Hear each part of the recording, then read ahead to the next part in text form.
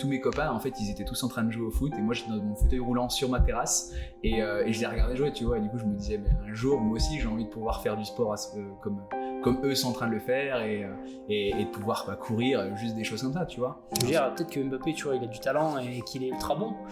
Mais le mec, tous les basiques, les entraînements, les heures d'entraînement qu'il a dû faire, les heures de course à pied qu'il a dû faire quand même derrière, je veux dire, il n'est pas arrivé en faisant 2-3 gestes techniques et puis ça y est, t'es à Paris Saint-Germain. Imagine quelqu'un qui passe une journée de merde. Ouais. Il s'est levé le matin, il s'est engueulé avec sa femme. Il part dans le bus, tout le monde lui fait la gueule. Il arrive au boulot, son boulot lui plaît pas de ouf, ça se passe pas super bien. Il se fait engueuler par son patron.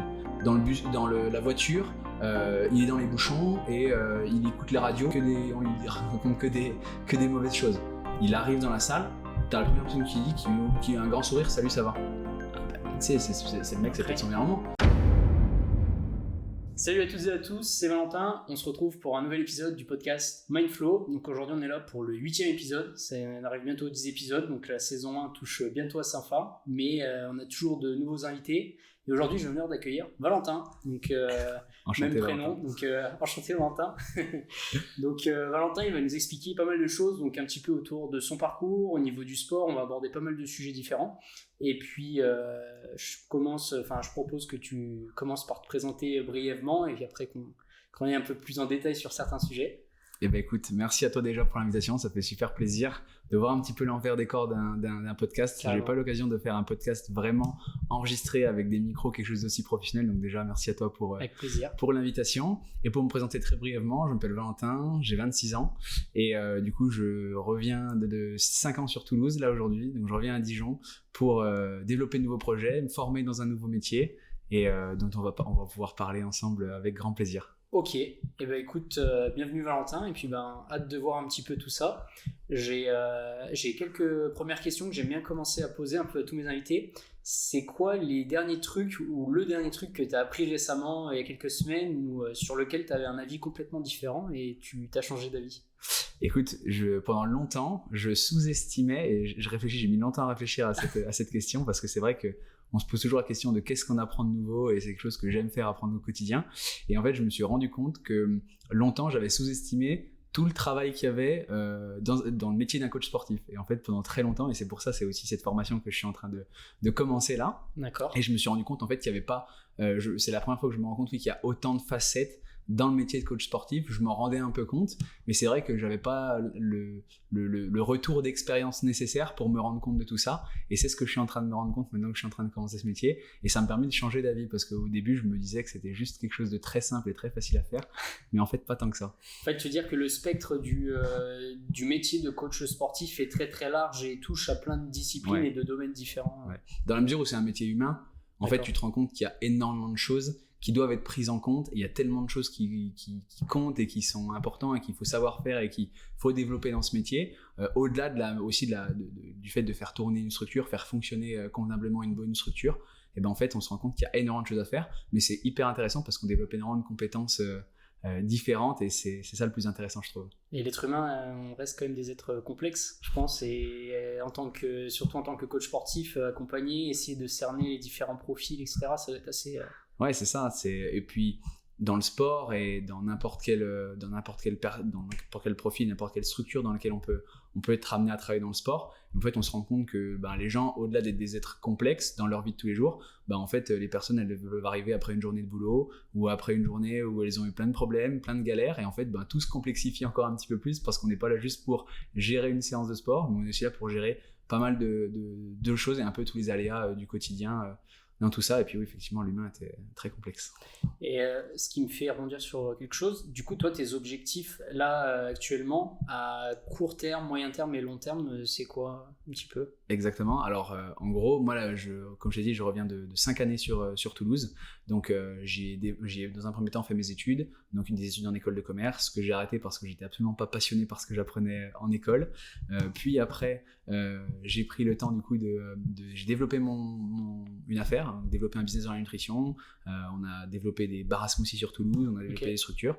Et depuis maintenant 6 mois, j'ai pris la décision avec ma chérie de me rapprocher un peu de ma famille parce qu'on est originaire du coin et de se rapprocher ici, de se créer une nouvelle vie. Et je me suis dit, quitte à créer aussi une nouvelle vie, autant développer plein de nouvelles compétences et d'apprendre un nouveau métier. Du coup, c'est le métier de coach sportif qui me passionnait depuis très très longtemps, qui m'a toujours attiré.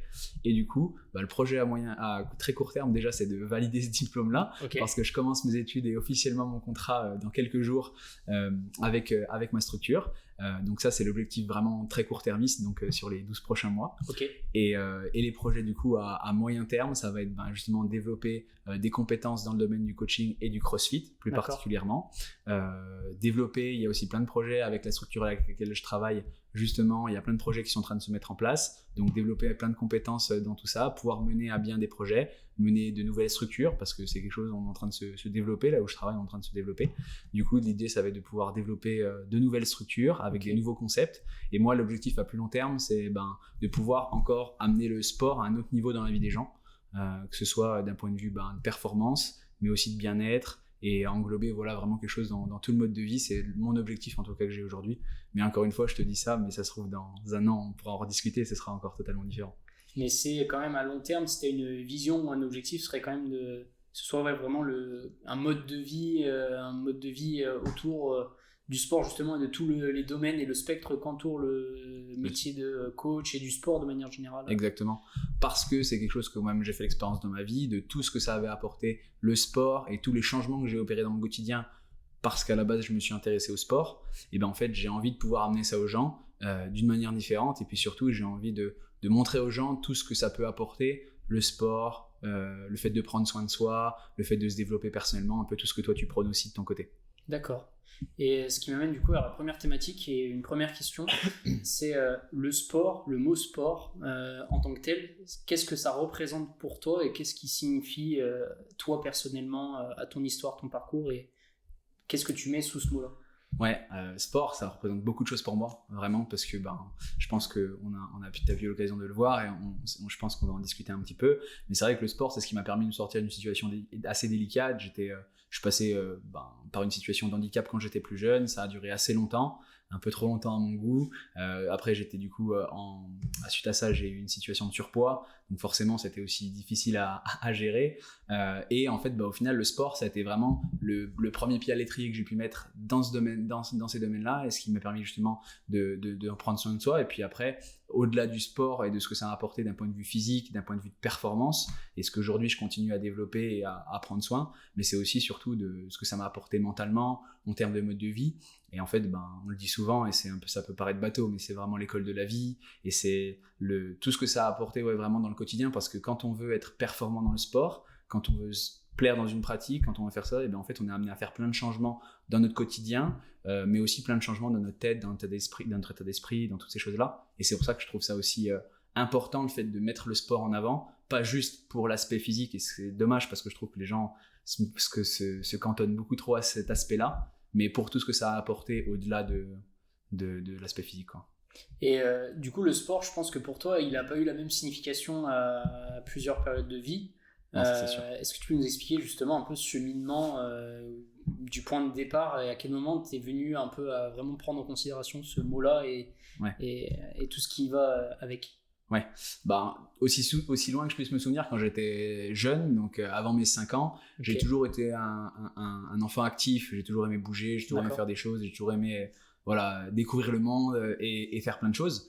Et en fait, à 5 ans, on me décèle une maladie de la hanche, une maladie qui me faisait en gros une nécrose de la hanche, c'est-à-dire que ma hanche se réduisait en poussière dans ma tête du fémur, pour te faire très simple. Mon fémur donc se réduisait en poussière dans ma tête du fémur. Et au final, j'ai dû me faire opérer, j'avais 6 ans, donc j'ai eu longtemps des douleurs sans savoir ce que c'était. J'étais suivi par beaucoup de médecins, etc. Et sur les radios, ils se sont rendus compte du coup de ce que c'était.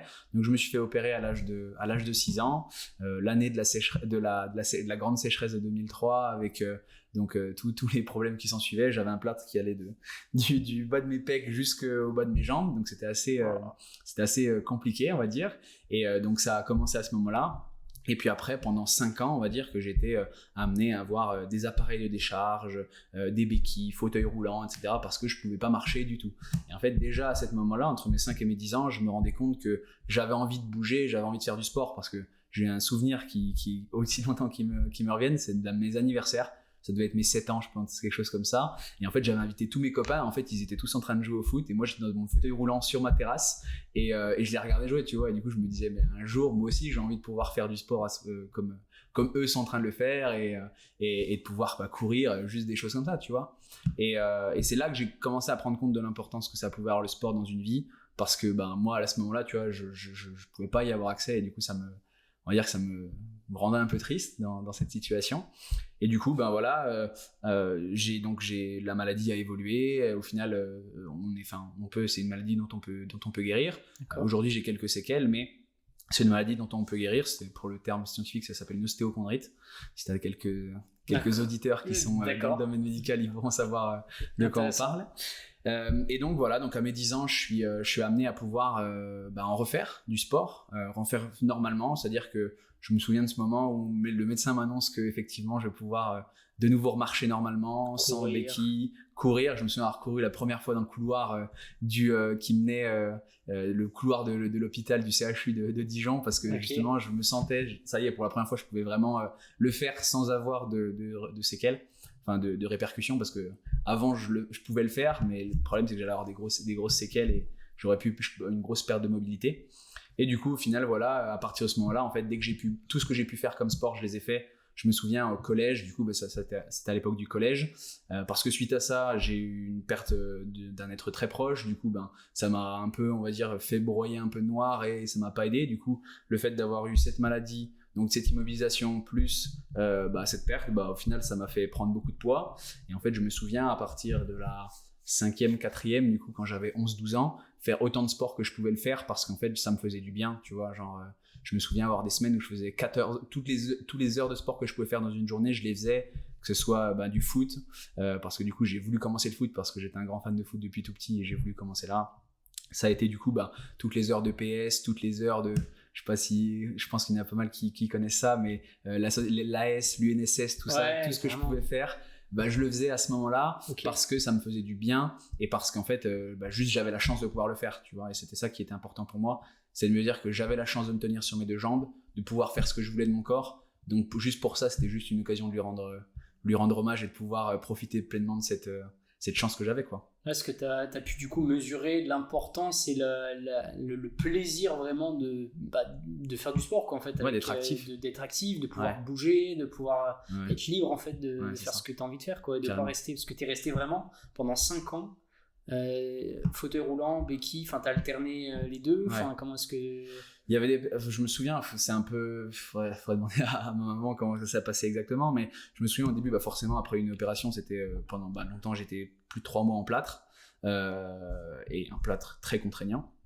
Du coup après ça a été un fauteuil roulant tout simplement, et après je me souviens, c'est un peu flou parce que ça remonte quand même, et je t'avoue que j'ai pas non plus envie de tout me remémorer non plus, mais voilà, c'était ça. J'ai eu des appareils de décharge, des trucs qui me tenaient toute la jambe et qui me faisaient empêcher d'appuyer, mais je me souviens que ça marchait pas trop, et puis moi-même aussi j'étais pas trop discipliné, dans le sens où je faisais en sorte des fois un peu de poser le pied, parce que juste un enfant de 5 ans, 6 ans, tu lui dis d'arrêter de marcher, c'est dur, tu vois, quand on est actif. Bref, et du coup voilà, donc j'ai eu ça, j'ai eu des béquilles. Après je me souviens, parce que ça se dégradait, j'ai dû reprendre un fauteuil, et bref, c'était cette alternance. C'est pour ça que aujourd'hui, tu vois, moi j'ai beaucoup de mal avec les gens qui ne font pas de sport, pas parce que physiquement ils vont peut-être être amenés à se dégrader, ou parce que par rapport à ça, mais je me dis juste que, tu vois, ils ont énormément de chance de pouvoir être actifs, de pouvoir juste se tenir sur leurs 2 jambes, et je trouve ça dommage et triste. Parce qu'il y a des gens qui, comme moi, quand j'avais entre mes 5 et mes 10 ans, pas la chance de le faire. Et aujourd'hui, je me sens même chanceux, parce que ça a été juste 5 ans dans ma vie. Des gens, c'est toute leur vie, ou des gens, ça va être irrémédiable et ils vont rien pouvoir faire de plus, alors que c'était des grands passionnés, par exemple, de sport ou quoi. Et bref, j'ai énormément de mal avec ces gens qui n'ont pas cette même gratitude envers leur corps, de pouvoir juste faire des choses, tu vois, d'être actif, de marcher, sans forcément des athlètes de haut niveau, mais de vivre librement, sans contrainte, en fait, d'être actif, sans contrainte. C'est ça, juste de glorifier ce qu'un corps peut faire, tu vois. Et c'est ce qui me passionne aujourd'hui, c'est de me dire, c'est fou tout ce qu'un corps peut faire, et toujours repousser un petit peu certaines limites, toujours voir un peu où est-ce qu'on peut aller. Mais ça me passionne de me dire qu'on peut faire tellement de choses avec son corps, et j'ai du mal aujourd'hui à comprendre, même si je me dis qu'il y a toujours des raisons de le faire, mais les gens qui ne font pas de sport, qui ne sont pas actifs, t'as cerné en fait, ce que je pense, t'as vécu en plus un cycle complet de vraiment à plus pouvoir bouger à maintenant en faire ton métier, quoi.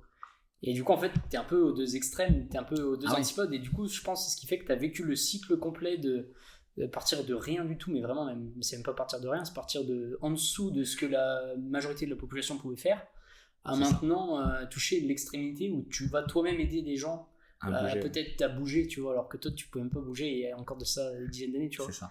Et je pense que du coup, t'as cette finesse et cette capacité à trouver peut-être justement à comprendre ce cheminement et peut-être justement comprendre aussi derrière l'humain qu'il y a derrière pour essayer de...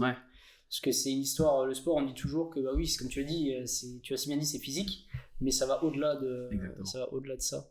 C'est ça. Et puis, tu vois, je veux dire, effectivement, je suis passé par tout ce cycle-là, mais ce qu'il faut se dire aussi, et ce que j'ai envie de montrer aux gens, c'est que moi, tu vois, je me souviens de certains rendez-vous avec le médecin, mes 8-10 ans, tu vois, quand c'était la fin, je sentais que c'était toujours trop tard, mais je sentais que ça allait bientôt s'arrêter, tu vois. Même si j'aurais voulu que ça s'arrête plus tôt, bien sûr, mais je sentais que j'arrivais au bout et que j'allais enfin pouvoir m'en sortir. Je me souviens encore de médecins qui me disaient, mais vous savez, vous ferez jamais du sport comme quelqu'un de normal, vous allez devoir, alors forcément, adapter mes pratiques, et c'est ce que je suis en train de faire aujourd'hui. Et c'est ce à quoi je m'intéresse de plus en plus, comment durer dans le temps, parce que c'est le but, être et durer. On a eu l'occasion de discuter. C'est ça le but, c'est de durer dans le temps, etc. Donc bien sûr qu'il y a des précautions à prendre.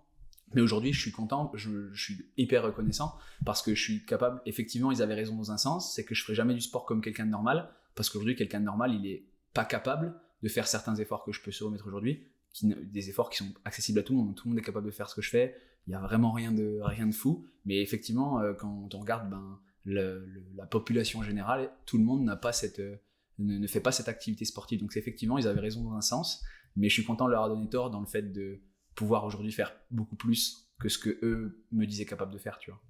Bon, en fait, parce que je pense que quand t'as cet âge-là et en plus que t'entends un discours comme ça qui te mine de rien, je pense mentalement d'entendre ça quand t'es un enfant, en plus tu prends tout au pied de la lettre et ton cerveau en plus il est en plein développement, ton corps est en plein développement, tu te dis mais comment, en fait je pense que tu dois t'imaginer regarder tes potes courir dans un cours de récré, tu te dis en fait ça se trouve, je sais pas, je pourrais jamais courir comme eux, ou je pourrais jamais être aussi rapide, je pourrais jamais être aussi fort, etc.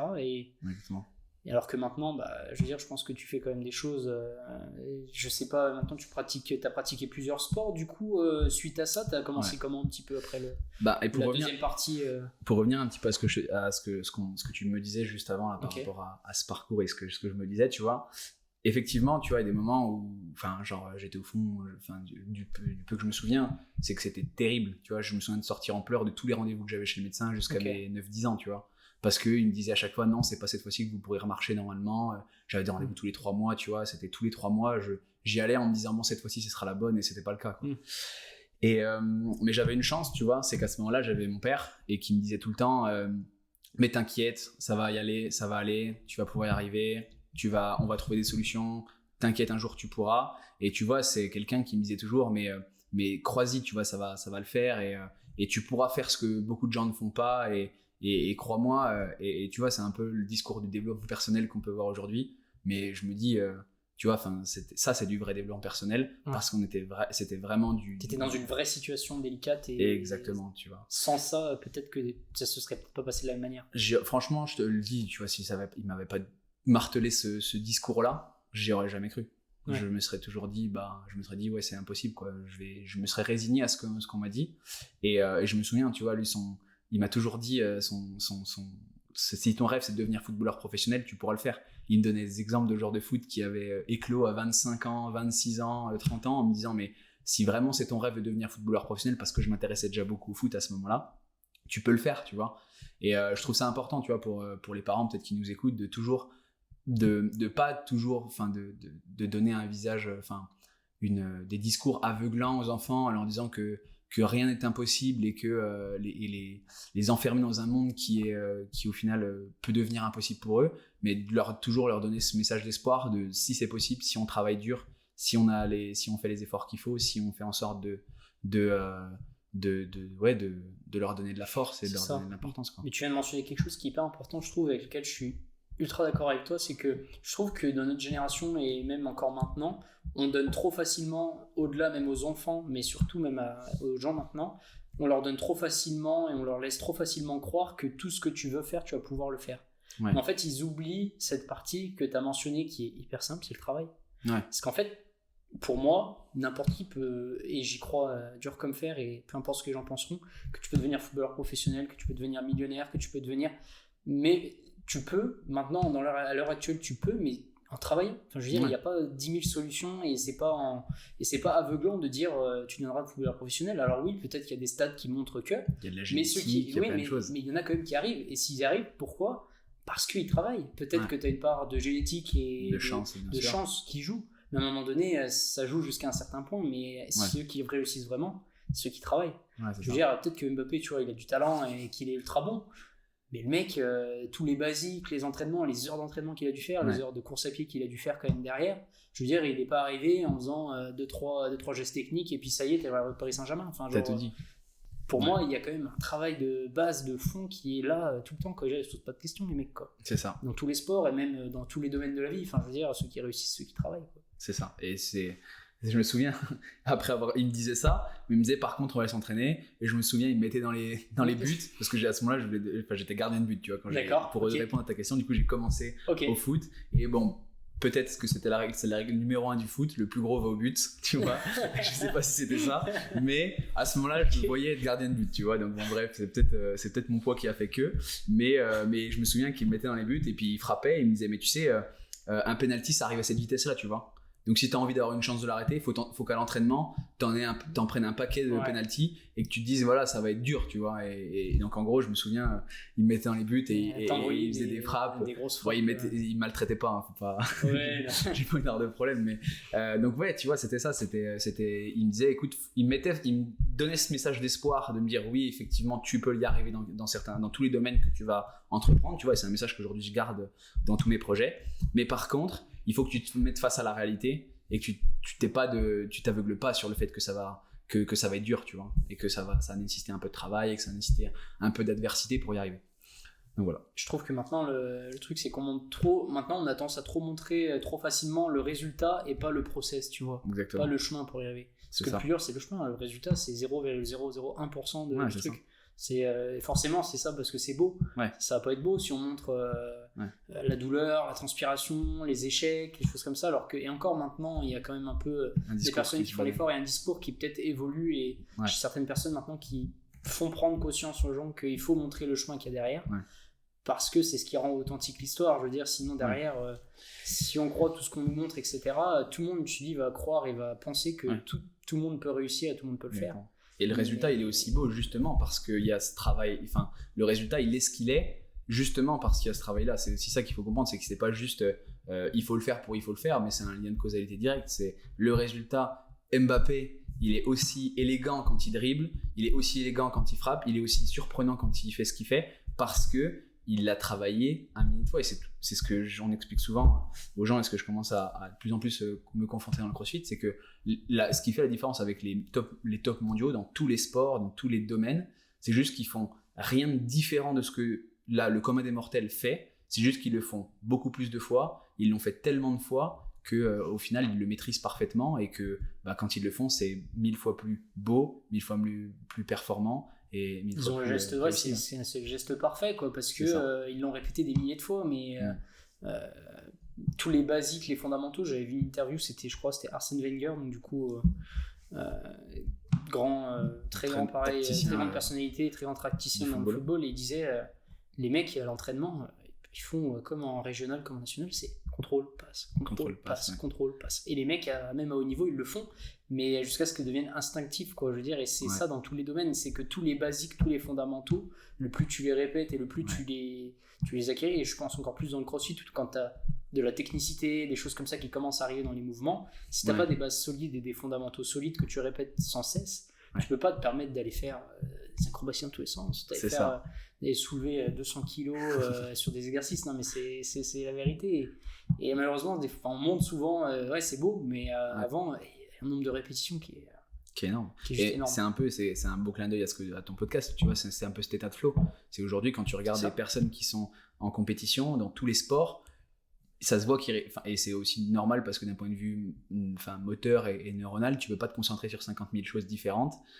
Ton cerveau, il a que quelques capacités, quelques points de concentration sur lesquels il peut se concentrer. Mais quand tu regardes les professionnels, tu vois que c'est des personnes qui ont l'habitude de faire ce qu'elles font, c'est quelque chose qu'elles ont répété des milliers de fois. Et c'est jusqu'à atteindre cet état de flow, ils n'ont pas à réfléchir. Et au final, sur l'instant T, ils vont juste avoir à réfléchir et à réagir sur certaines situations, mais pas à devoir créer du fond au final dans ce qu'ils font, quoi. C'est ça, ils vont pas réfléchir, le mec sur son terrain de foot, si on reprend toujours cet exemple-là, il va pas réfléchir à son contrôle passe, je veux dire, s'il le fait, c'est instinctif et il sait dans quel sens il va le faire, il sait comment il va positionner son pied, il sait comment il va se placer, etc. Et derrière, c'est ce qui lui laisse la place, et pour moi, c'est là où quand tu deviens quelqu'un qui est performant et tout, c'est que tes basiques sont tellement forts que tu peux te permettre après de créer quelque chose. Génie, un peu. Ça laisse la place au génie, quoi. Et derrière, et ça, c'est la place au génie, mais parce que tu es dans cet état de flow, justement, recherché, quoi. Et puis, tu sais, on parle, et encore une fois, on peut reprendre encore l'exemple du sport, et c'est pour ça qu'aussi, par exemple, c'est même pas une question d'individualité, c'est aussi même dans une équipe. Tu vois, par exemple, quand tu prends des équipes, elles ont tellement l'habitude de jouer ensemble, les joueurs se connaissent tellement que même ce que vont faire les autres, c'est leur coéquipier devient instinctif. Et ça, je trouve ça magnifique dans tous les sports, et c'est quelque chose qu'on peut parfaitement transposer dans notre vie professionnelle. Quand tu prends l'habitude de travailler, quand tu connais les gens, quand tu prends le temps de créer des liens avec les personnes avec lesquelles tu travailles, avec lesquelles tu t'entoures, avec lesquelles tu joues, avec tout ça, et au final, tout devient instinctif. Et en fait, au final, tout devient beaucoup plus beau parce que ça voit que c'est travaillé, quoi. C'est fluide, c'est facile, c'est limpide, etc. Parce que ça demande du travail, etc. Mais les process, c'est des process, que ce soit dans le sport ou même dans le monde des entreprises ou dans peu importe le domaine d'activité, dans des organisations, on va dire, où il y a un schéma où tu as plusieurs personnes qui rentrent en compte. C'est vrai que c'est cette fluidité-là qui se travaille au quotidien, etc. Mais je veux dire, demain, sur certains métiers, moi qui ai vécu une petite expérience militaire, tu sens que les mecs, ils réfléchissent pas 10 000 ans sur un truc, même dans les équipes de sport. Quand tu vois des équipes à l'époque, quand tu regardais les Lakers ou les Chicago Bulls, ces mecs au basket, ils se font les passes sans se regarder dans le dos. Ça veut dire qu'ils savent que le mec à ce moment-là il est là et qu'il va faire telle action, tu vois. Ils l'ont travaillé tellement de fois, et c'est ça c'est ce que les gens doivent retenir. C'est ce qu'ils doivent retenir, c'est que travailler les choses tellement de fois que vous n'avez même plus besoin de le répéter, mais garder cette part de génie quand même, parce que c'est beau de garder quand même de la beauté, du spontané dans ce qu'on peut faire. C'est même artistique, je trouve que c'est une petite part. Non, mais c'est vrai, je trouve que c'est une petite part un peu. C'est magnifique. Putain, c'est beau discours, c'est magnifique. Mais c'est hyper important parce que c'est des basiques. Même là, ce qu'on parle, je pense pour pas mal de personnes, pas mal de personnes au final, je sais pas, vous nous le direz d'ailleurs, mais pour pas mal de personnes, c'est des choses, des éléments où même nous, quand on les répète ou on les entend, pour nous, c'est des choses qui sont basiques. Mais pour certaines personnes, ils oublient que ces éléments-là, c'est ce qui fait, pour moi, la réussite d'un projet, la réussite d'une ambition, de quelque chose. C'est tous ces basiques, ces fondamentaux, ces notions de travail, etc., d'automatisme à travailler dans tous les domaines. Et toi, du coup, l'objectif là avec donc du coup, tu vas avoir ton diplôme. Et toi, après, tu vas faire quoi concrètement? Tu vas accompagner des personnes, tu vas faire du suivi coaching. Ça va être quoi du coup En gros, là, le projet, du coup, actuellement, en fait, donc je fais mon diplôme en alternance dans une structure, donc dans une salle de CrossFit sur Dijon, du coup, dans la salle qui s'appelle César CrossFit, que j'ai eu l'occasion de rencontrer du coup directement en arrivant sur Dijon, en fait, au final, parce que j'ai tout de suite entendu parler du travail qu'ils faisaient sur Dijon, la qualité du coaching, la qualité de la programmation, de tout ce qui était fait, et de l'équipe aussi. Franchement, j'avais eu de très bons retours vis-à-vis de ça. Et du coup, en fait, je me suis dit, quitte à faire des études dans le domaine, parce que c'est quelque chose qui m'attirait depuis longtemps, et je me suis dit, vas-y, sur un coup de tête, fais-le, tu vois. Du coup, j'y suis allé, j'ai eu l'occasion de les rencontrer, et j'ai vraiment accroché avec les personnes que c'était, au-delà de ce qu'ils proposaient, au-delà de la structure, au-delà de tout ça. J'ai vraiment accroché avec les personnes que c'était, et les projets qu'ils avaient, les ambitions qu'ils avaient, tu vois. Et du coup, je me suis dit, autant à l'heure actuelle m'associer avec des gens comme ça dans l'état d'esprit, dans les projets qu'ils avaient. Et donc l'idée, c'est de pouvoir pendant un an continuer de travailler à leur côté et d'apprendre vraiment, parce qu'au final aujourd'hui, hormis mon expérience personnelle, j'ai très peu d'expérience dans le domaine sportif au final. Au niveau professionnel. Au niveau professionnel pur, dans l'accompagnement, etc. Bien sûr, ça m'est arrivé de faire des programmes pour des amis parce que ils m'ont demandé, ou des choses comme ça, mais c'est pas le métier de coach. Comme je te l'ai dit tout à l'heure, j'ai appris tellement de choses dans ce métier en si peu de temps que il faut développer toutes ces compétences, et il faut avoir toutes toutes ces compétences-là. Et donc, l'idée, c'est de pouvoir travailler avec eux pendant 1 an, là. Et à la suite de ça, je pense que j'ai prévu que ça se passe super bien et qu'on développe de belles choses.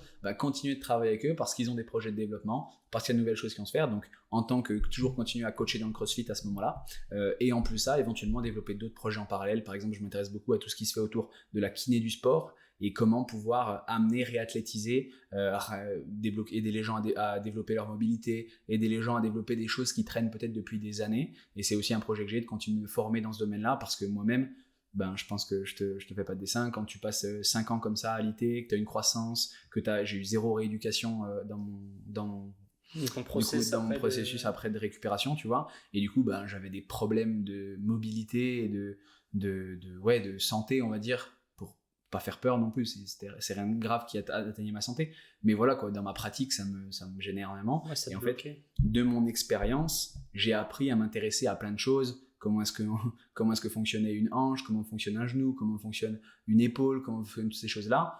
Et au final, c'est quelque chose qui me passionne parce que je me rends compte aussi avec mon expérience qu'il y a énormément de gens qui ont des soucis autour de tous ces points-là, articulaires, musculaires, tendineux, bref, tout le monde a énormément de problèmes.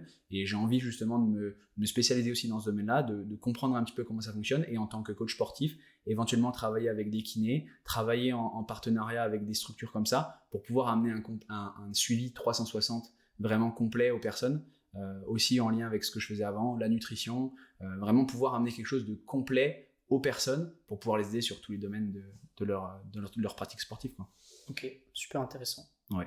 Et du coup, pour tout ce qui est ton expertise que tu veux développer chez César, en fait, c'est vraiment d'avoir un objectif vraiment global, englober tout le spectre du coach sportif et plus un focus aussi sur la mobilité, du coup, que tu... Ouais, carrément. Alors après, l'idée de développer la mobilité, etc., c'est des choses que je pense que je vais développer par le biais d'autres formations, par le biais aussi d'autres formateurs, rencontrer aussi d'autres personnes dans ce domaine-là. Donc ça va être l'objectif aussi qui va être lié à ça.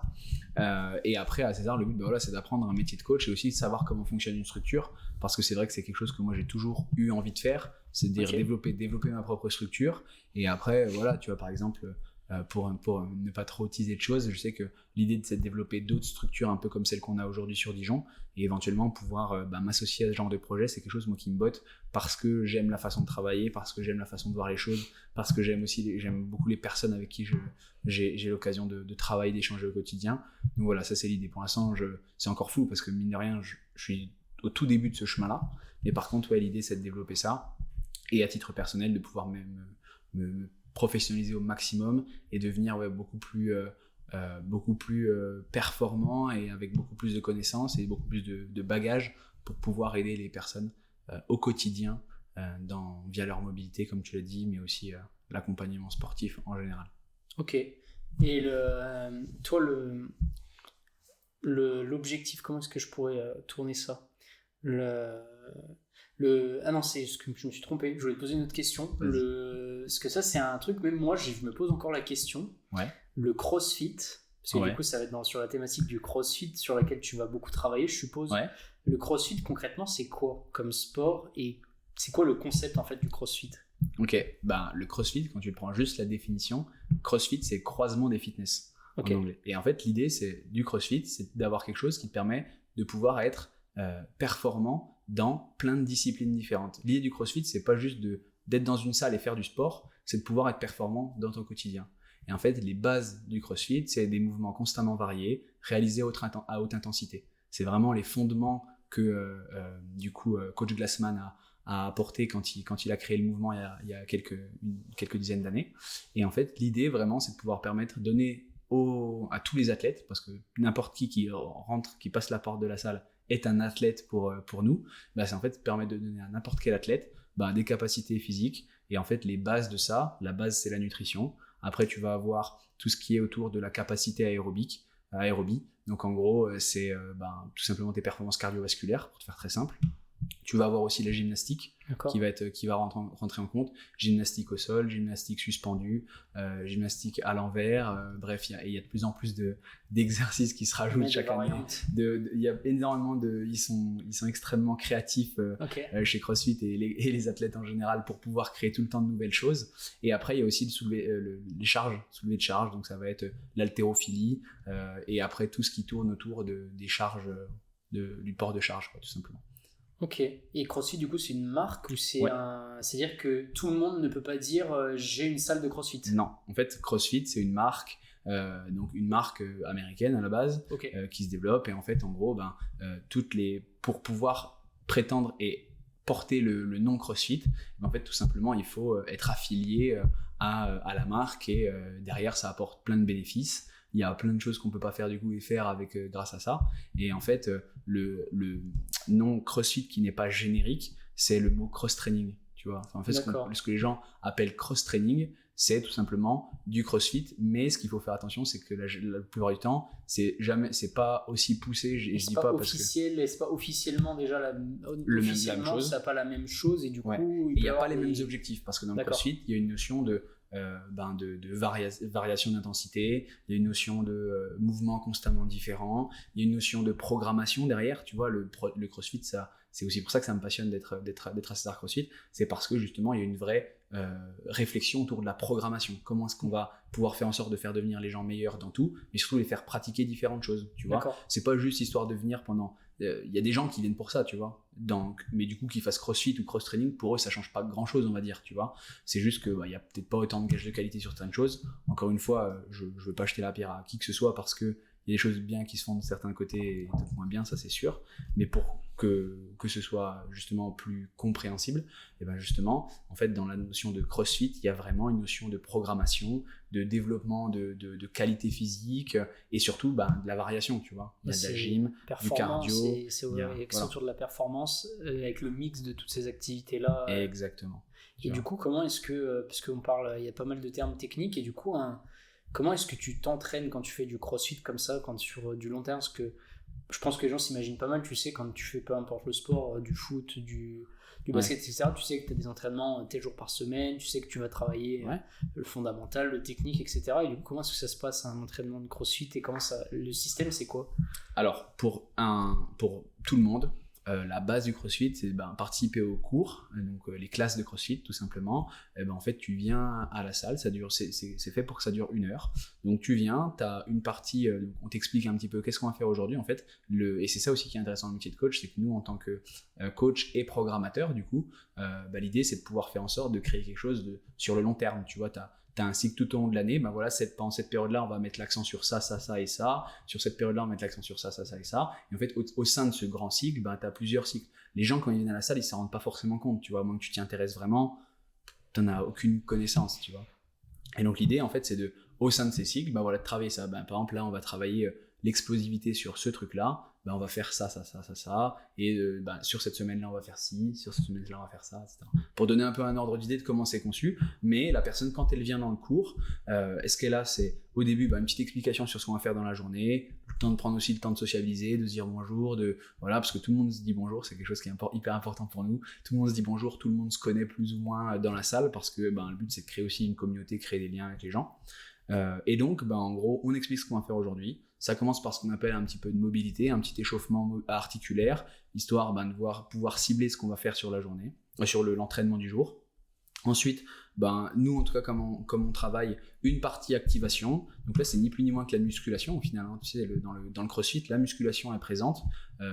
C'est pas du bodybuilding pur, mais c'est de la musculation. Donc, c'est l'idée de devenir plus performant, développer de la masse musculaire pour pouvoir faire tout ce qu'on a besoin de faire dans le CrossFit. Donc on a cette partie-là qui est axée sur ça. Et ensuite, on a une partie qu'on peut appeler partie skill. Donc c'est soit on va travailler un mouvement, soit on va travailler une partie de mouvement, soit on va travailler des choses. Soit par exemple, on va travailler sur des charges, soit on va travailler quelque chose en gymnastique, soit on va développer quelque chose du coup en aérobie. Et ensuite, il y a ce qu'on appelle un WOD, c'est le Workout of the Day, et donc ce qu'on appelle le Metcon aussi.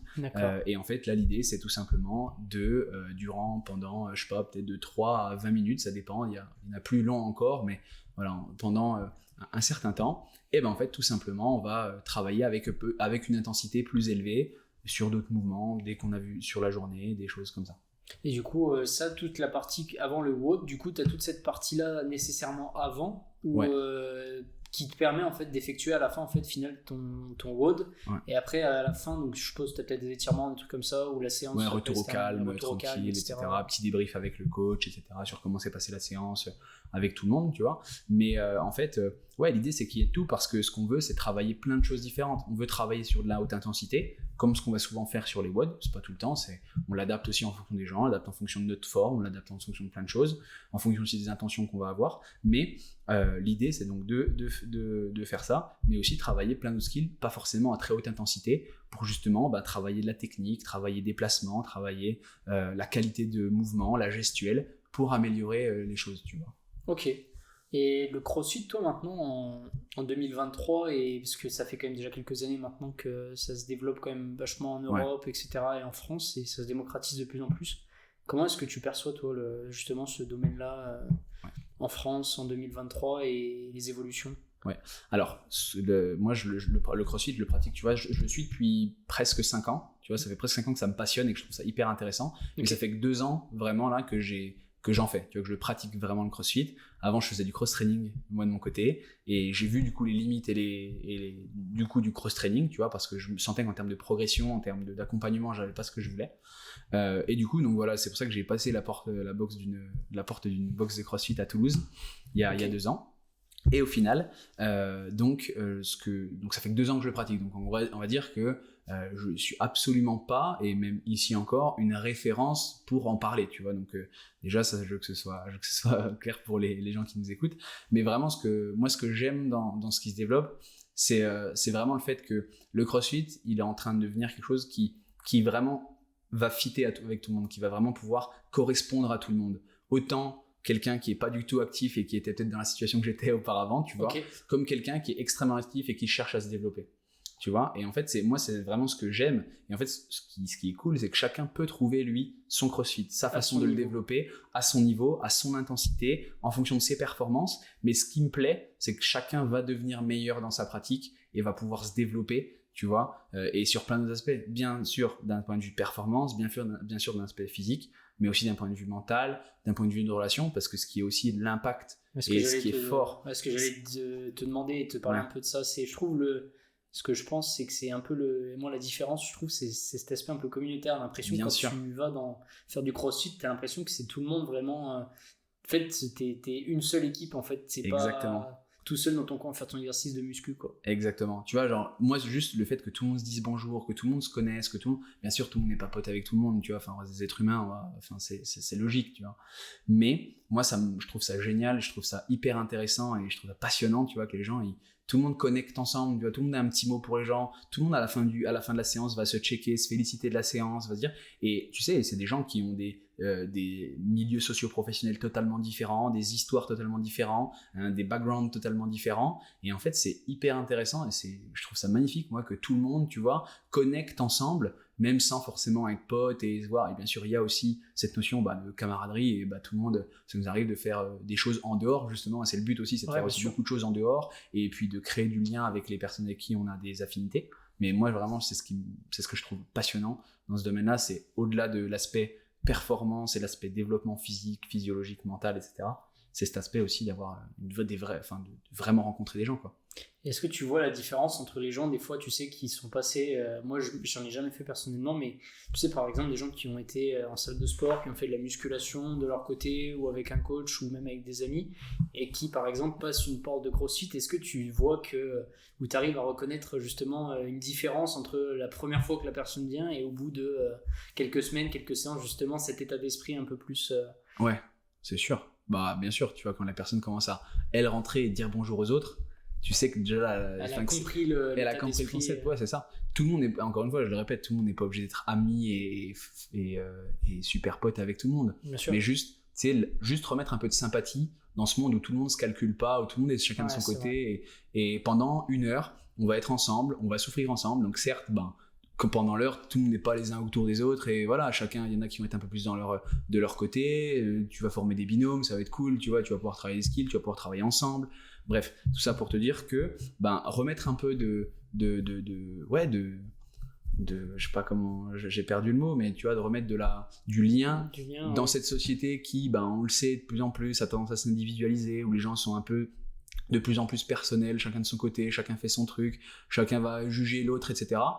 Quand tu vois que tout le monde se reconnecte un petit peu, est sympa, la sympathie, un bonjour, un sourire, pour certains, je me dis, tu vois, ça se trouve, c'est la plus belle heure qu'ils ont passée dans leur journée. Des gens, ils viennent là et ils ont passé leur meilleur moment de la journée. Parce qu'ils sont ultra sédentarisés et ultra dans leur. Mais au-delà de ça, juste imagine quelqu'un qui passe une journée de merde. Ouais. Il s'est levé le matin, il s'est engueulé avec sa femme. Il part dans le bus, tout le monde lui fait la gueule. Il arrive au boulot, son boulot lui plaît pas de ouf, ça se passe pas super bien. Il se fait engueuler par son patron. Dans le bus, la voiture, il est dans les bouchons et il écoute la radio et il y a on lui raconte que des mauvaises choses. Il arrive dans la salle, t'as la première personne qui a un grand sourire, salut, ça va.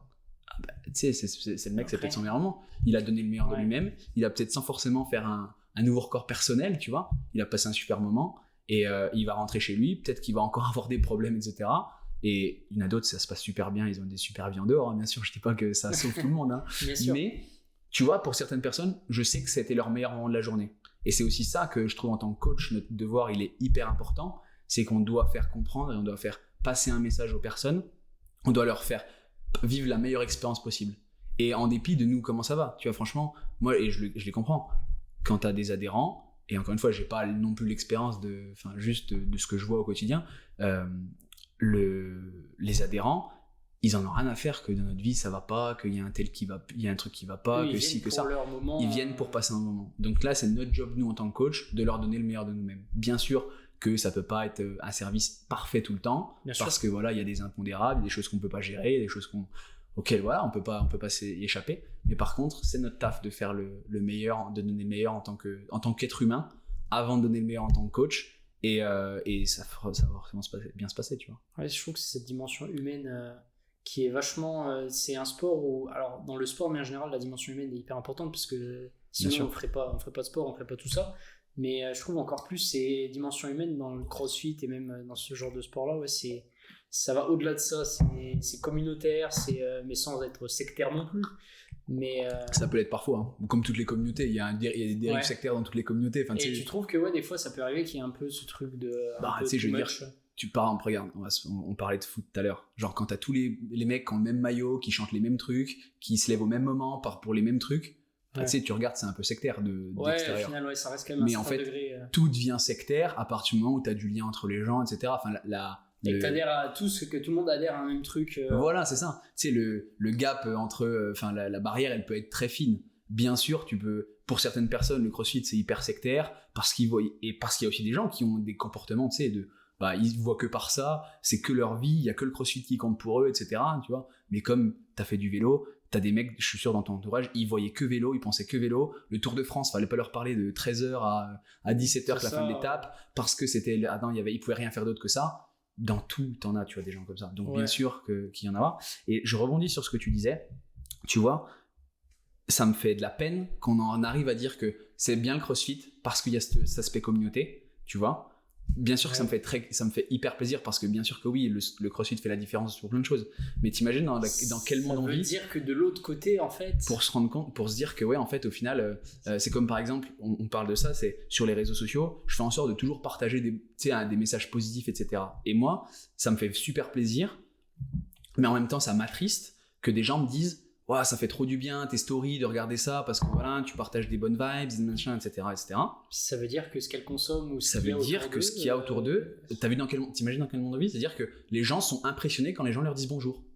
Ouais, il y a même des gens qui trouvent ça bizarre. Moi, je sais qu'il y a des gens qui au début me disent mais je comprends pas, qui ont du mal à comprendre de l'extérieur, ou même des gens qui étaient dans cette situation-là quand elles sont arrivées. Mais je trouve ça bizarre que tout le monde se dise bonjour et que tout le monde ait le sourire et que machin truc, etc. C'est-à-dire qu'on a basculé maintenant limite un peu de l'autre côté où tout le monde se renferme et ça devient bizarre d'être sociable, d'être serviable, d'être. C'est ça. Tu sais, genre être gentil sans aucune raison, ça fait peur aux gens. Il y a des gens qui se disent mais elle est où l'arnaque, tu vois, grave. C'est un faux cul. C'est ça. On dit bonjour, c'est un faux cul. Bah non, en fait, je suis poli, tu vois. Exactement. Mais je me dis que c'est, tu vois, c'est via ces choses-là, via ces messages qu'on porte, ou ces choses-là, via des podcasts comme le tien, via les personnes qu'on est, tu vois, juste ça, qui vont amener des changements et qui vont créer un monde meilleur. Mais ça fait un peu ça fait un peu ouais, c'est un peu fleur bleue, mais non, mais c'est la vérité. C'est des choses, on revient toujours aux mêmes choses, c'est des basiques, mais ces basiques là, s'ils sont pas acquis et s'ils sont pas entretenus régulièrement et que tout le monde se renferme de son côté, bah malheureusement ils disparaissent. Et je te dis, on vient penser que t'es faux cul parce que tu dis bonjour, parce que tu proposes quelque chose de gratuit, de positif, de quelque chose. Ouais. Ah bah il a quelque chose à nous vendre, ah bah il a quelque chose bienveillant, ouais. Il y a toujours cette notion de il y a peut-être un truc derrière, mais en fait non, juste que je suis comme ça, ou t'es comme ça, ou il est comme ça, et c'est tout quoi, et il est sympa, tu vois, enfin il n'y a pas à chercher midi et 14h. Absolument, et je suis totalement d'accord avec toi, et donc voilà, c'est vrai que c'est le truc qui me fait plaisir, parce que j'ai trouvé un environnement qui me correspond pour ça, tu vois, comme dans mon métier avant, j'avais trouvé un environnement qui me plaisait pour certaines choses, j'avais trouvé toutes ces choses-là, toutes ces valeurs-là qui sont importantes, je trouve. Bien sûr. Mais en même temps, ça m'attriste parce que je me dis qu'il y a quand même plein de domaines dans lesquels c'est pas le cas. C'est-à-dire que de l'autre côté, il y a... En fait, si les gens viennent et sont surpris de ça, et des fois tu te dis, ah ouais, quand même, ça veut dire qu'à côté, c'est vraiment c'est compliqué, quoi. Ouais. Et ça me fait rebondir sur un sujet, je voulais aborder avec toi, t'en as parlé un petit peu. C'est toujours en lien, bien sûr, un petit peu avec le sport, le crossfit, etc. La création de contenu de manière générale. Sans en parler exclusivement des réseaux sociaux, ça peut être aussi des podcasts, la presse, ou peu importe. La création de contenu et le sport, le crossfit, et toi, comment est-ce que tu le perçois maintenant en 2023 de manière générale? Ça peut être par rapport au sport ou par rapport à autre chose, même de toutes les manières. On en a un peu parlé, même d'un point de vue, quand on pourrait dire positivisme, enfin le fait d'être positif, etc. Comment est-ce que toi tu le vois un peu ce domaine-là, la création de contenu? Ben, moi je trouve ça hyper intéressant. Enfin, la création de contenu, c'est la question, elle est large, mais bah ouais, bien sûr que oui, la création de contenu, elle a une place importante dans notre société parce que tout est création de contenu.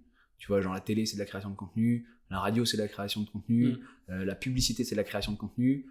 Aujourd'hui, c'est juste qu'il y a une création de contenu qui est différente. Et je trouve qu'elle a beaucoup de choses à apporter, tu vois. Comme partout, il y a du bon, il y a du moins bon. Le problème, c'est qu'aujourd'hui, sur la création de contenu, les gens vont uniquement se focaliser sur ce qui va pas, sur le mauvais, sur le fait, voilà, qu'est-ce qui va pas, sur cette création de contenu-là, c'est les influenceurs, tu vois, ça fait peur, c'est des domaines qui sont terrifiants, et les gens, t'as l'impression que, tu vois, genre, ils connaissent pas que tout est, voilà, ils vont tendance à avoir tout le mal partout. Et généraliser et à mettre tout dans le même panier. Voilà, c'est ça. Donc, bien sûr que oui, la création de contenu sur les réseaux sociaux, c'est devenu un média comme un autre. Bien sûr que oui, il y a de la création de contenu qui a sa place, et la création de contenu, elle est hyper intéressante, tu vois. Encore faut-il qu'elle soit bien faite, bien amenée, avec de bonnes valeurs, et encore qu'il y a toujours quelqu'un qui va vouloir adhérer à des valeurs, hein. De toute façon, je veux dire, au final, elle permet de relier les personnes qui veulent être reliées ensemble. Donc moi, je trouve ça hyper intéressant, et je trouve ça passionnant comme à comprendre et à décortiquer et à analyser la création de contenu en général, tu vois. Et toi, tu as des projets justement un petit peu liés à ça, ou comment est-ce que toi, professionnellement, ou toi, de ton côté, est-ce que tu as des projets qui sont liés à la création de contenu? En fait, les réseaux, tu vois, en général, j'ai appris en fait à pas me mettre la pression vis-à-vis de ça, tu vois, dans le sens où ça pourrait être hyper intéressant de développer une grosse communauté, développer un gros compte, développer plein de choses, mais en fait, c'est pas le développement qui me passionne.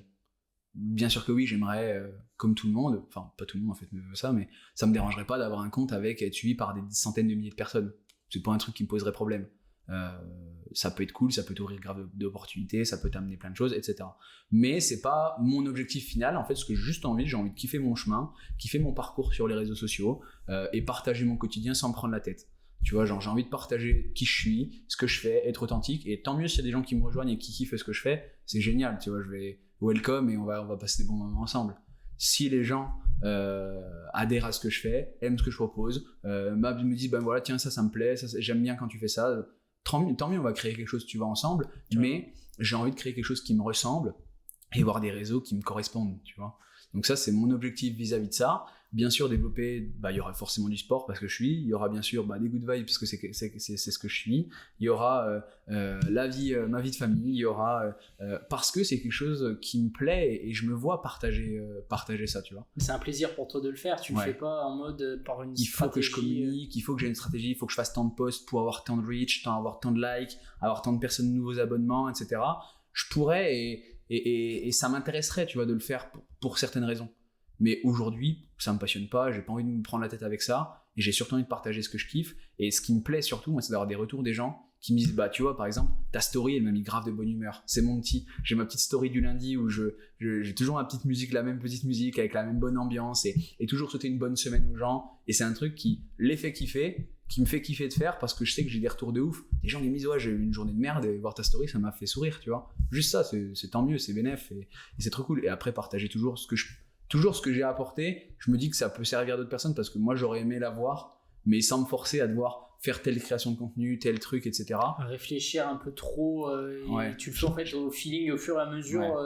Alors bien sûr, tu peux pas tout faire au feeling, mais tu sais, de te dire, bah tiens, ça pourrait être intéressant, pourquoi pas et tout. Et si toi tu trouves un intérêt et que les gens trouvent un intérêt aussi, en fait, tu le fais quoi. Si je j'ai pas envie de beaucoup trop l'intellectualiser, tu vois. J'ai envie que ça reste spontané, j'ai envie que ça reste naturel. Et bien sûr que oui, genre, tu vois, j'ai déjà fait plus ou moins des petits formats, tu vois, sur des trucs. Je pense que j'ai pas non plus encore trouvé ce qui me correspond vraiment sur tous les domaines, dans ces domaines plus précis, tu vois. Donc je me dis que je partage aujourd'hui ce qui me correspond. Si à un moment je sens qu'il y a un truc qui me plaît vraiment et une niche ou une direction qui me plaît vraiment. Oui, une manière de faire qui te fait kiffer et sur laquelle tu te prends pas trop la tête, tu te dis, tu te dis purée, je vais faire. Et ça m'amènera ce que ça m'amènera, tu vois. Mais grâce au réseau, j'ai déjà eu des bêtes d'opportunités, tu vois, même le fait de te rencontrer, c'est grâce aux réseaux sociaux. Finalement, et sans me forcer, je me suis jamais dit, faut que j'ai une création de contenu qui aille dans le sens du fait que je me fasse inviter sur un podcast. Ouais. Tu vois, c'est juste, je me dis, je partage sur moi-même, tant mieux, et ça me fait très plaisir. Encore merci pour ton invitation, d'être ici et de partager ce que j'ai à partager avec toi. Mais au final, c'est ce que je partage plus ou moins au quotidien, dans mes stories, dans qui je suis, dans ce que je partage et dans mes discussions du jour au jour, quoi.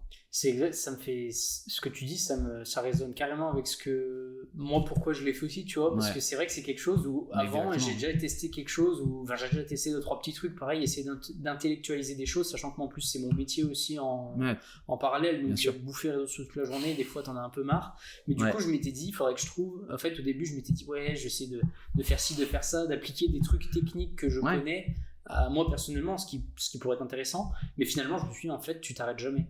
Et du coup, c'est des choses super simples, mais quelle est, comme tu l'as dit, et je trouve que c'est un bon exemple et que ça peut aider pas mal de gens, c'est quoi la manière qui te ferait kiffer de pouvoir les mettre à profit par rapport à toi, quelque chose que tu aimes faire.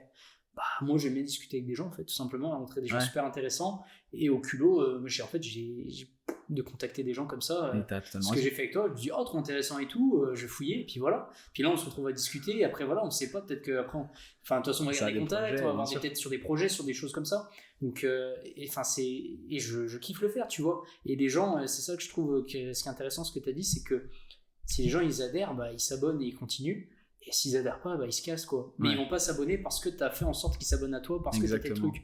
Au moins, la communauté que tu auras, peut-être que tu auras, ça se trouve, 10 000, 15 000, 20 000, même 100 000 abonnés, mais parce que tu es toi-même. Ce sera des vraies personnes. Et pour moi, la manière dont je le vois maintenant avec le podcast, la création de contenu, YouTube, etc., c'est que les gens qui s'abonnonnent et qui restent, c'est des gens qui adhèrent carrément au concept et carrément à la personne, tu vois, et aux valeurs que tu transmets.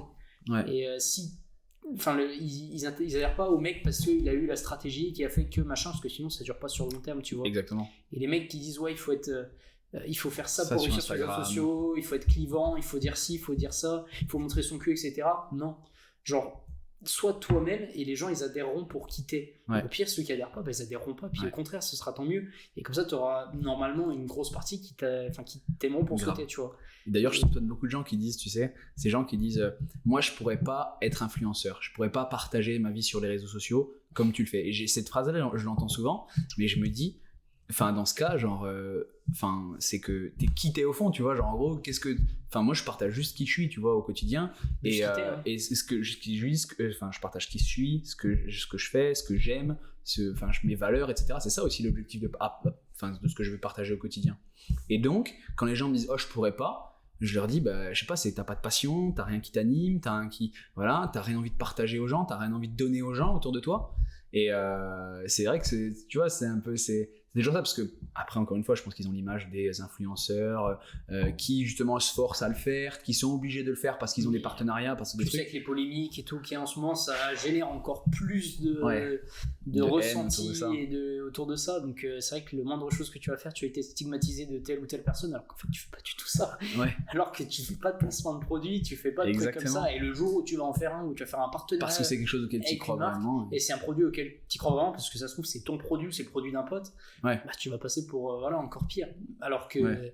bref, mais ça après c'est bien sûr, c'est Ouais. perception de chacun. Si les gens, je pense qu'ils voient qui t'es, ils voient ce que tu partages et ce que tu véhicules au quotidien, dès que tu vas faire quelque chose qui te correspond à toi et qui est aligné avec ça, forcément il y aura toujours des gens qui vont trouver quelque chose à dire, ça c'est sûr, parce que dans tous les cas quelqu'un va dire quelque chose, et même si tu fais rien ils vont dire quelque chose que tu fais rien. C'est ça. Dans tous les cas en fait, s'ils te connaissent et qu'ils voient ce que tu fais, ils comprendront justement ce que tu vas faire, et ils comprendront pourquoi tu l'as fait, quoi. C'est ça. Et juste les gens ils adhèrent à qui t'es, et authentique parce que t'es authentique, et tu vas pas faire genre d'être une Totalement. personne alors que tu l'es pas. Et c'est pour moi c'est la base des trucs, et c'est pour moi ce qui fait le facteur de réussite ou Ouais. non d'une personne qui Sur le long terme. sur le long terme qui crée du contenu.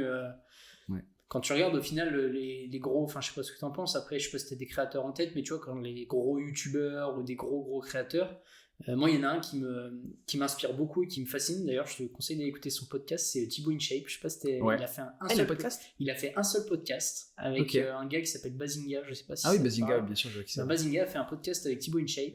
J'écoute D'ailleurs, les s'il nous podcasts. écoute, petite pub les gars, hein. J'espère un jour. Hein. Et ce podcast m'a vraiment matrixé un peu, parce que en fait Thibaut InShape, genre, quand il parlait, tu vois que le mec il est hyper simple et tout, et il dit moi je suis juste un mec, je suis resté moi-même tout le long, j'ai juste posté pendant 10 ans des vidéos que les gens ils aiment ou ils aiment pas, je m'en foutais, mais juste je faisais mon kiff parce que c'était mon Carrément. kiff. Et il dit maintenant j'ai la vie que j'aime, et juste parce que j'ai fait ce que je kiffais et que je suis resté moi-même. Ouais. Et le mec ça fait plus de 10 ans qu'il est là, il a 10 millions d'abonnés sur YouTube, tu vois. Mais c'est ça, c'est le long terme en fait. Et c'est le long terme, et juste parce que le gars est resté lui-même, en fait il est resté Ouais. authentique, et c'est ça. Il dit les gens, même lui il le disait, les gens cherchent à trouver la dernière technique, le dernier hack, alors bien sûr que oui, il y a eu TikTok, il y a eu les Reels, il y a eu tu vois, t'as pas mal de variantes et de choses qui existent. Tout ça reste des moyens. Mais il dit je suis juste resté un mec qui a posté pendant 10 ans. Il dit ça aurait pu être Exactement. n'importe qui d'autre qui aurait fait la même chose, ça aurait été l'autre. Il dit c'est juste que moi je l'ai fait et je suis resté là pendant 10 ans, et il dit maintenant voilà ça paye, tu vois. Et c'est pour ça que moi je suis convaincu que la méthode que t'as et ce que tu as comme discours, pour moi, on verra dans 10 ans, mais C'est ce que je me souhaite. Hein. ouais, franchement, si je peux te souhaiter le même parcours, au contraire, mais pour moi il n'y a pas de raison, au contraire, que justement ça. Et je trouve que ça rajoute même une valeur à ce que tu fais après, peut-être dans ton métier, ou même la salle de sport. D'ailleurs, ils en pensent quoi justement, tes collègues de chez C'est la Au début, ils rigolaient, tu vois, vraiment. S'ils parce que regardent comme ça, ils vont écouter, ils vont voir un peu. Vas-y, dis-leur, fais-leur passer un message. Je suis pas sûr que je leur donnerai le lien, tu vois. Non, en vrai, tu vois, et c'est normal, et ce que je peux comprendre, parce que déjà, il y a aussi parfois aussi, avec certaines personnes, il y a aussi un conflit de génération, tu vois. Ah oui, bien C'est sûr. pas, ils sont juste un peu plus âgés que moi, mais pour certains, on vit pas dans la même génération, même au sein des personnes du même âge. Tu es pas dans la même état d'esprit, ou T'as pas la même génération, sans dire qu'il y en a un qui est mieux que l'autre, attention, hein, genre Ouais, carrément. chacun ses valeurs, et je respecte totalement, mais c'est vrai que quand on voit quelqu'un comme ça qui partage sur les réseaux, c'est facile de dire l'influenceur, machin truc, etc., tu vois, et c'est logique, et même moi j'en joue de ça, tu vois, genre je joue de ce personnage-là. Autodérision, second degré. Bien quoi. sûr, et je me dis toujours que ça, d'ailleurs, c'est le conseil que je donne à toutes les personnes qui n'ont pas confiance en elles. Soyez toujours la première personne à vous moquer de vous-même, parce que comme ça, les autres n'ont plus rien à dire de vous, et au final, Toi, t'es ok avec toi-même, en fait, donc à partir du Exactement. moment où toi, t'es ok avec toi-même, enfin, genre, grave. qu'est-ce qui peut se passer, enfin, genre, Exactement, tu vois. Et du coup, moi, j'en rigole et ça me fait rire, tu vois, et je joue de Bien ce sûr. personnage-là. Mais au final, il se rend compte avec le temps, tu vois, que peut-être que je connais des choses sur les réseaux, peut-être que j'ai une philosophie, une façon de voir les choses sur les réseaux sociaux qui peuvent leur apporter des choses positives. Bien sûr, j'ai énormément de choses à apprendre parce que c'est quelque chose que j'ai jamais fait, développer une box de CrossFit. Foncièrement, je l'ai jamais fait, tu vois. Mais par contre, je pense que je peux leur amener certaines clés, certaines choses, certaines petites connaissances, compétences de des plus. petits éléments que tu testes, en fait, toi-même. Ouais, carrément. Et de se dire, justement, peut-être Une juste visibilité aussi. Ouais, générer des idées, de visibilité. En plus, au final, mine de rien, tu passes un peu pour. Enfin, tu peux peut-être même passer un peu pour un ambassadeur, mine de rien, en quelque sorte. C'est ce que j'espère. Peut-être même pas, sans parler de la boîte en elle-même, mais même du sport en lui-même, quel Carrément. CrossFit, C'est le ouf. crossfitting et tout ce que ça entoure, juste ambassadeur de ça, mais sans Ouais. sans idée derrière de le faire vraiment, juste parce que tu kiffes ça, tu vois. Bien sûr. Mais tu vois, par exemple, on a Mathilde qu'on connaît en commun. D'accord. Elle, qui a développé justement son compte TikTok autour de ça, Ouais, qui aujourd'hui a presque 100 000 abonnés sur TikTok, etc. Elle a développé son contenu autour du crossfit et de la nutrition, etc. Ok. Parce que je l'ai poussé il y a un an à pousser la porte d'une box de crossfit et s'inscrire dans une salle de crossfit. Parce que je l'ai appelé, je lui ai dit, oh meuf, j'ai découvert ça, c'est incroyable ce sport et tout. Ouais. Faut vraiment que tu testes, toi tu vas trop kiffer. Ok. En plus, t'es un peu compétitrice, ça va te plaire. Bref, je lui ai poussé à s'inscrire et aujourd'hui, tu vois, elle en a développé une activité et tout ce que ça entraîne derrière. Elle peut en vivre, je crois, en plus, même maintenant. Ah bah elle en vit totalement, tu vois, et c'est trop cool pour elle. Donc ouais, bien sûr. Et puis après, il y a dans toutes les box où je suis allé, il y a plein de gens qui sont inscrits parce que ils voyaient ce que je partageais, parce qu'ils me connaissaient, parce que machin. Donc bien sûr que oui, ça peut leur apporter quelque chose, mais aussi derrière, tu vois, je me dis c'est que moi-même je suis un grand consommateur de contenu et ils sont en train aussi de se développer sur un format, des formats vidéo, sur des formats Instagram plus développés, sur des trucs. La communication digitale. Exactement, tu vois. Donc ils sont en train de se former sur tout ça. Bien sûr, ils ont une équipe qui fonctionne déjà super bien, ils font un super boulot et ils font vraiment déjà un taf de dingue, tu vois. Mais je me dis toujours, je peux toujours apporter quelque chose de plus parce que je suis un consommateur de ce genre de contenu et que moi j'ai envie de voir des choses qui m'intéressent, donc forcément je suis alerte auprès de tout ça. Et puis j'ai aussi envie de prendre part à ce projet là et j'ai envie aussi d'aider le projet à se développer lui-même.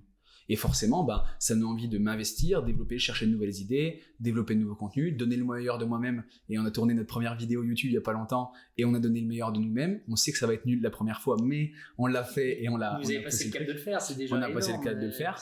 Et voilà quoi, tu vois. Donc l'idée, c'est vraiment de développer ça et d'apporter en final cette touche-là. Et puis tout ce que je pourrais apporter, je l'apporterai. Tout ce que je suis conscient que je pourrais pas tout faire et que il y a plein de choses que je pourrais pas faire, mais je le ferai pas, c'est pas grave. Ouais, mais il y a toujours chacun, je pense que c'est un bon mot de la fin d'ailleurs, chacun a sa pierre à apporter à l'édifice, vraiment. Ouais. Mais peu importe son niveau, même la mamie qui vient faire du crossfit justement, c'est génial. C'est génial parce que tu vas te dire, ah ouais, mais si je pensais cet exercice-là d'une autre manière ou autre chose, je trouve que c'est ça qui est magique en fait dans ce genre de sport ou ce genre de discipline ou dans des domaines. La vie, au final. C'est chacun, personne de 7 à 77 ans peut t'apporter quelque chose, même le gamin de 7 ans qui connaît rien. Mais c'est ça qui est trop intéressant, c'est que quoi qu'il arrive, c'est au final ça, et c'est pour ça qu'on en revient à ce qu'on disait, tu vois, la boucle est bouclée, on va dire. Ouais, c'est que le sport, c'est la vie, tu vois, enfin genre il y a tout ce qui se présente dans le sport, c'est quelque chose que tu vas recroiser dans ton quotidien. Donc au final, faire du sport, oui, parce que ça a énormément de choses à t'apprendre, et au-delà de t'apprendre, encore une fois physiquement, sur ton corps, sur le truc, ça va t'apprendre aussi mentalement, quoi.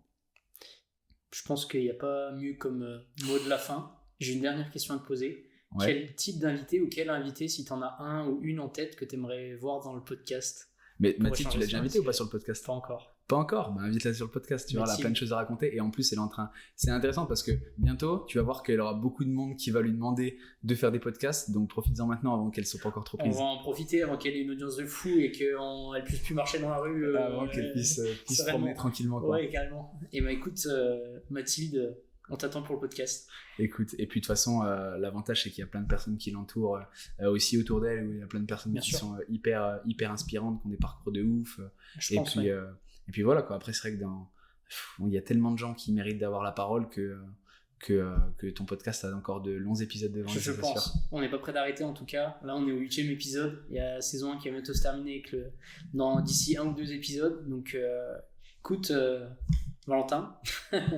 C'était un grand plaisir de t'avoir eu pour cet épisode. Plaisir partagé. Écoutez, c'était un très bon mot de la fin. Je pense que on va s'arrêter là. Je mettrai tous les réseaux sociaux du coup de Valentin dans la description de la vidéo YouTube et également sur toutes les plateformes de streaming. Donc le podcast sera disponible sur Spotify, Apple Podcasts, Deezer, Google Podcasts, Podcast Addict. Enfin voilà, vraiment toutes les plateformes de streaming audio.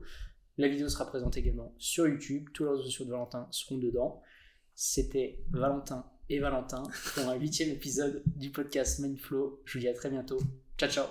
Ciao.